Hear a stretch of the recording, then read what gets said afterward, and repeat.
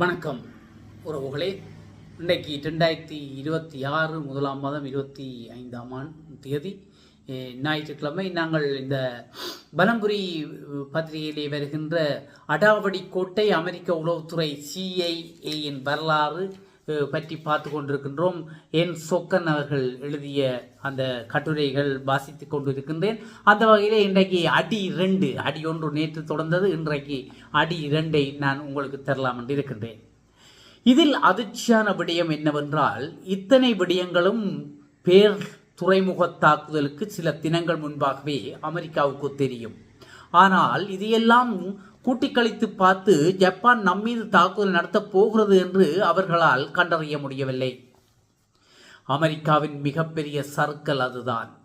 இத்தனை தகவல்களை கையில் வைத்துக்கொண்டு அவற்றை பயன்படுத்தாமல் பல்குத்தி கொண்டிருந்தது சுத்த முட்டாள்தனம் இல்லையா?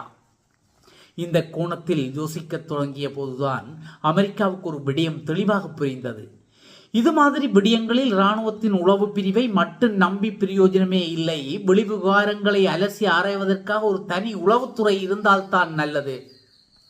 ஆம், 1941 அமெரிக்காவில் அப்படி ஒரு உளவுத்துறை இருந்திருந்தால் ஜப்பானியர்களின் நடவடிக்கைகளை கவனித்திருப்பார்கள்.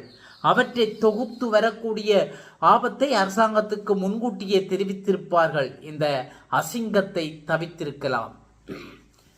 பேர் துறைமுக தாக்குதலுக்கு CIA-யின் உருவாக்கத்துக்கு இடையே கிட்டத்தட்ட 6 வருட இடைவெளி. ஆனால் இப்படி ஒரு அமைப்பு நமக்கு தேவை என்று அமெரிக்க அரசாங்கம் உணர்ந்து கொண்டது. அந்த மகா அதிர்ச்சிக்கு பிறகுதான் அதிபுத்திசாலிகளின் படை 2 முரட்டுப்பில் வில்லியம் ஜோசப் டொனோவனுக்கு அவரது நண்பர்கள் சூட்டிய செல்ல பெயர் இது. டொனோவன் பேட்டை தாதா இல்லை, சட்டம் படித்த வழக்கறிஞர், இராணுவ அதிகாரி, உளவுத்துறை நிபுணர். இத்தனை அடையாளங்களையும் தாண்டி அவருக்கு முரட்டு பட்டம் நிலைத்து விட்டது என்றால் அதற்கு ஒரு காரணம் இருக்கிறது. வாழ்க்கையில் நிறைய போராடி முன்னுக்கு வந்தவர் டொனோவன். எதிரிகள் என்கின்ற வார்த்தையே அவருக்கு பிடிக்காது. அதி தீவிரமான நாட்டுப்பற்று. அதற்காக யாரையும் பகைத்து கொள்ள தயங்க மாட்டார். அமெரிக்காவின் விரோதிகள் எல்லோரும் எனக்கும் ஜென்ம விரோதிகள் என்கின்ற எண்ணத்துடன் பாய்ந்து தாக்கக்கூடிய முரட்டு மனிதர். சாதாரணமாக வழக்கறிஞர்கள் எல்லாம் நிறைய பேச்சு பேசுவார்கள். ஆனால் டொனோவனுக்கு பேச்சு அலர்ஜி. செயல்வகம்தான் முக்கியம் என்பது அவருடைய கட்சி.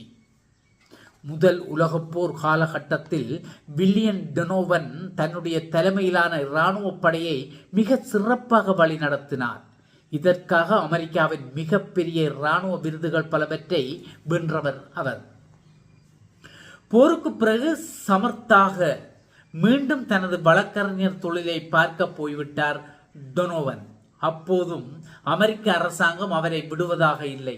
தொடர்ந்து பல முக்கியமான பதவிகளும் பொறுப்புகளும் அவருக்கு வழங்கப்பட்டு கொண்டிருந்தன. டொனோவனுக்கு உளவுத்துறையில் மிகுந்த ஈடுபாடு ஏற்பட்ட காலகட்டம் இது.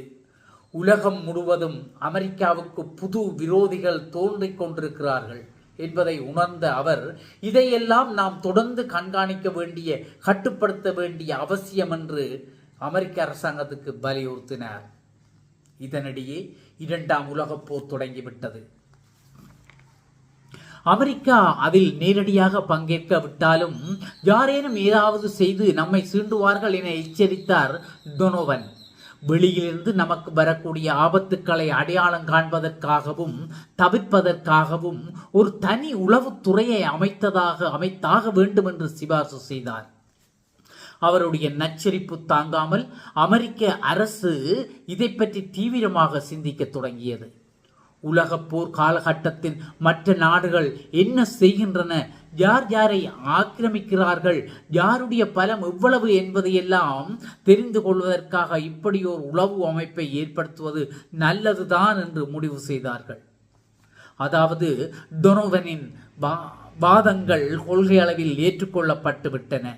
நிரந்தர உளவுத்துறையாக அல்லாமல் போர்க்காலத்தில் மட்டும் பயன்படக்கூடிய ஒரு அமைப்பை உருவாக்க தீர்மானித்தது அமெரிக்கா. டொனோவனுக்கு இதில் முழு திருப்தி இல்லைதான். ஆனாலும் கிடைத்த வேலையை ஒழுங்காக செய்வோம் என்று அதற்காக ஏற்பாடுகளில் இறங்கினார். 1941 ஜூலை மாதத்தில் COI கோஆர்டினேட்டர் ஆஃப் இன்ஃபர்மேஷன் என்ற ஒரு உளவு பிரிவு தோற்றுவிக்கப்பட்டது. இந்த அமைப்பு அமெரிக்க ஜனாதிபதியின் நேரடி கண்காணிப்பில் கட்டுப்பாட்டில் இயங்கியது. ஆரம்ப காலத்தில் டொனோவனுக்கு வழங்கப்பட்ட உளவு பொறுப்புகள் மிக சவாலானவை. அநேகமாக அவை அனைத்தும் ஹிட்லர் என்கின்ற தனி மனிதரை சுற்றி வந்து கொண்டிருந்தன. அப்போது உலகம் முழுவதையும் ஹிட்லர் ஜூரம் தாக்கியிருந்தது. அந்த ஆள் நேரடியாக தங்களை சீண்டாவிட்டாலும் அவரால் நமக்கு ஆபத்து உண்டா இல்லையா என்று நிச்சயமாக தெரிந்து கொள்ள விரும்பியது அமெரிக்கா. இந்த வேலைதான் டொனோவனிடம் ஒப்படைக்கப்பட்டிருந்தது. ஹிட்லரின் நாஜி படைகள் உண்மையிலேயே பலமானவைதானா? பிரிட்டன் உள்ளிட்ட பல நாடுகளில் ஹிட்லர் என்ன விதமான பாதிப்பை உண்டாக்க கூடும்? இவரால் நமக்கு உடனடி அல்லது நீண்டகால ஆபத்து உண்டா? இந்த ஆள் அமெரிக்காவின் நண்பரா அல்லது விரோதியா? இப்படி பல கேள்விகளுடன் உலகை சுற்றி வந்தார் டொனோவன். இராணுவத்திற்கு வெளியே இப்படி உலகத்தை உளவு பார்ப்பது அமெரிக்காவுக்கு புதிய விடயம் என்றாலும் டொனோவனும் அவரால் உருவாக்கப்பட்ட உளவு அதிகாரிகளும் இந்த வேலைகளை சிறப்பாக செய்தார்கள். இதனால் ஹிட்லரின் நடவடிக்கைகள் பற்றிய குறிப்புகள் அமெரிக்காவுக்கு தொடர்ந்து கிடைத்துக் கொண்டிருந்தன.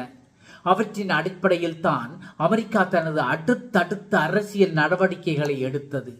ஆனால் இத்தனைக்கு பிறகும் டொனோவன் எதிர்பார்த்தது போல் அமெரிக்கா தனது உளவு நடவடிக்கைகளுக்கு உரிய முக்கியத்துவத்தை தரவில்லை.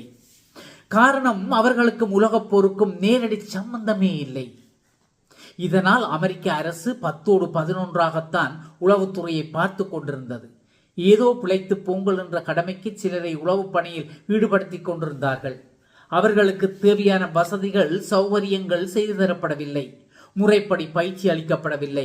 இதற்காக கூடுதல் பட்ஜெட் ஒதுக்க கேட்டால் மூக்கால் அழுதார்கள் அல்லது ஒதுக்கி தள்ளிவிட்டு போய்க் கொண்டிருந்தார்கள். அடி 2 நிறைவு பெறுகிறது. அடி 3 இதன் தொடர்ச்சி தொடரும். அடி 3 நாளை வரும். நன்றி.